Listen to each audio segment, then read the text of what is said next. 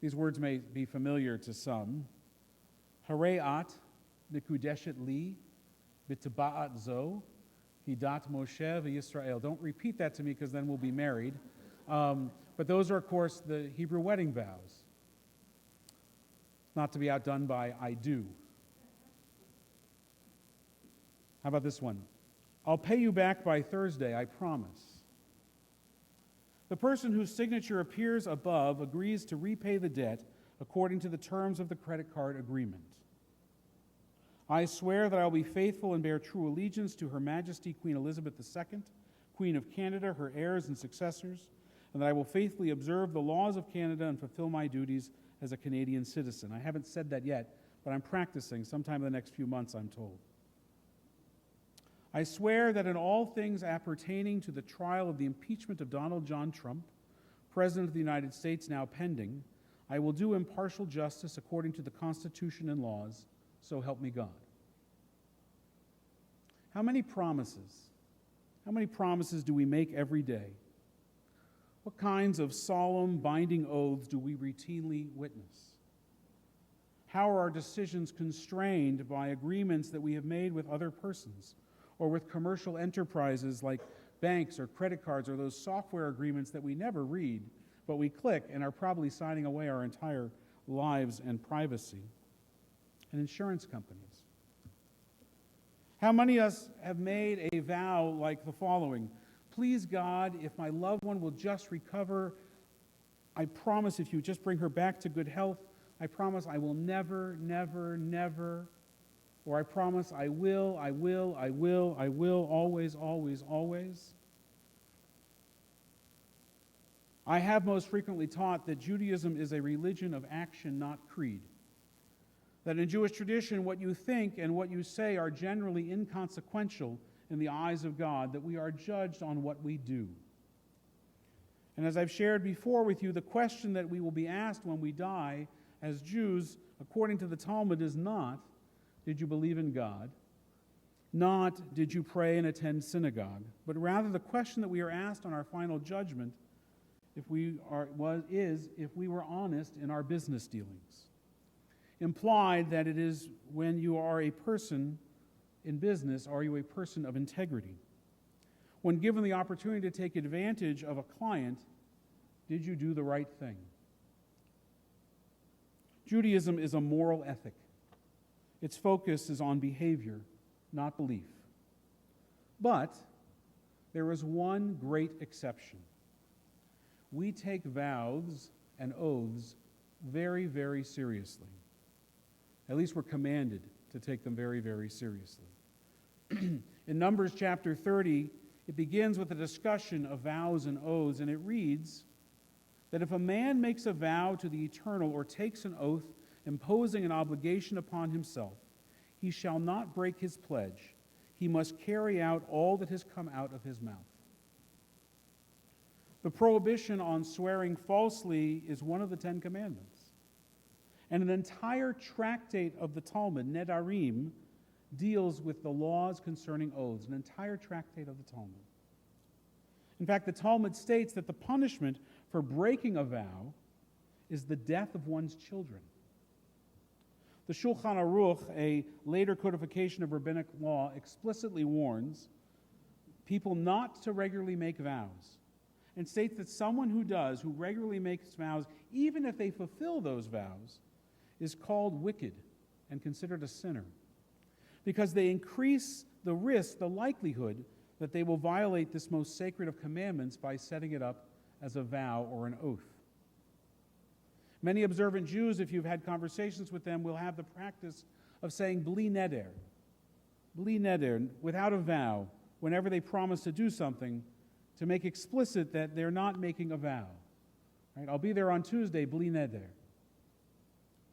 Given the seriousness of oaths and vows and the fact that Jews during some periods of history were compelled to make declarations of fealty to other religions, the rabbis developed formulas for the dissolution of vows. The most famous and best known to us, of course, is Kol Nidre, on the Erev of Yom Kippur, in advance of the High Holy Days. That prayer, Kol Nidre, literally means all vows. And it was created to free the individual from thoughtlessness and thoughtless promises that were made before God. Vows that we make between one another. The Kol Nidre prayer does not remove the obligation until each of us goes to that person and seeks forgiveness from them. Yes, not keeping your word to another person is as grave a sin in Judaism as all of the horrible acts we normally associate with sins and sinful behavior. And so it was that this past week that I think like many of you, watched with true respect and admiration as U.S. Senator Mitt Romney, a Republican from the reddest of red states of Utah, cited his deeply held Mormon faith with explaining why he would vote to convict the President of the United States on the first count of impeachment abuse. No desire to talk about the President or his actions or the impeachment or politics around it. Enough has already been said, and it's quite clear to me that people only hear what they want to hear in that entire subject. Not talking about that. But I do want to talk about the incredible example of what the great mid-20th century American Rabbi Joseph Soloveitchik called once the lonely man of faith, the example of Mitt Romney. In Soloveitchik's book, called The Lonely Man of Faith, his master work, he explores the example of the biblical Adam in the Garden of Eden. And he identifies the struggle that we all must undergo as human beings in this eternal existence, or this ethereal existence of life that is both spiritual and material, both mystical and scientific, both redemptive yet also empowered. Are we here to master over the world, accountable to no one but ourselves, or are we here in the garden to tend the garden and to till the soil, contractually bound through covenant to God and constrained by that relationship, guided and directed by our actions and in our actions? Romney's answer and that of Jewish tradition is clearly the latter, that we are in covenant, we are in contract, that we are not free to just do as we please, that we are in covenant with God, that there are rules to life, and we must follow those rules. And some of those are rules that are set by God, and some, vows and oaths, are set by human beings but are witnessed by God. And in the eyes of Judaism and in the eyes of Senator Romney, that is a distinction without a difference. Whether God makes the rule or we make it as an oath or a vow, it is as binding. If one makes a vow or an oath before, it is said before God, it is as binding as the one who makes it as if it is any of the commandments of the Torah. And by the way, as we talked about over dinner for our Lutheran visitors, Judaism counts 613 commandments in the Hebrew Bible. 613 times God says, don't do this or do that. The Ten Commandments are just one collection of some of them, and arguably, Jewish tradition would say that they're not even necessarily the most important ones. It's not a top 10 list. In his passionate and courageous speech on the floor of the U.S. Senate, Senator Romney declared the following: "As a senator juror, I swore an oath before God to exercise impartial justice. I am profoundly religious. My faith is at the heart of who I am. I take an oath before God as enormously consequential. I knew from the outset that being tasked with judging the president, the leader of my own party, would be the most difficult decision I have ever faced. I was not wrong. But my promise before God to apply impartial justice required that I put my personal feelings and political biases aside. Were I to ignore the evidence that has been presented and disregard what I believe my oath and the Constitution demands of me for the sake of a partisan end, it would, I fear, expose my character to history's rebuke and the censure of my own conscience. There are moments when witnessing another person's heartfelt practicing of their faith affirms my own.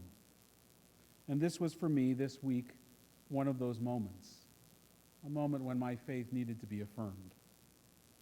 When a Mormon conservative Republican reminded me of the power of words, the covenant we have with God, and the charge that we are all given as human beings to be worthy of being created B'Tselem Elohim, in the image of God. Senator Romney went on to say that his vote would be but a footnote in the annals of history, and that it would not change the verdict of the president's actions, and would undoubtedly result in political retribution. And indeed, all of those have already proven to be true. But his vote and his reasoning behind it, that he took an oath before God to apply impartial justice, which required that he put his personal feelings and his political biases aside, did something that is far greater than a footnote. He taught all of us, taught the world, because I think few give much heed to the whole vows and oaths section of the Torah, the Talmud, on a daily basis. He taught us all that we are accountable for our actions. If not in this world and this lifetime, then we will be held accountable for them in the world to come in Olam Haba. But we are not free agents, free to make up our own rules and then to change them as we see fit so that we can win the game. To live a life as a moral ethic, as Judaism demands, is to not only aspire to a high standard, but to hold ourselves accountable to that standard, in word and in deed.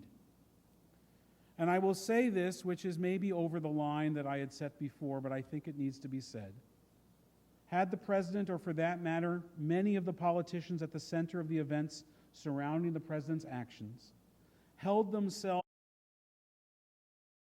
to that standard, had they valued their oath of office or their oath they did Wednesday evening, and as the civil servants and military officers who courageously and honorably stepped forward because of their oaths and testified because of their sense of duty, had those other characters in this Faustian drama similarly honored their oath, I am certain that this whole chapter in American history would have been written very differently. Indeed, it may have never have been needed to be written at all. You see, this 2,500-year-old tradition that is in the ark behind me, this book, it's not irrelevant. It's not old stuff. It's not entirely out of step with our modern times. It's not perfect, and that is true also, but it is a moral code. It still has much to teach us. And I pray that we're wise enough to heed its lessons, particularly now. Amen. Shabbat Shalom. Our service continues, page 586. We rise for Aleinu.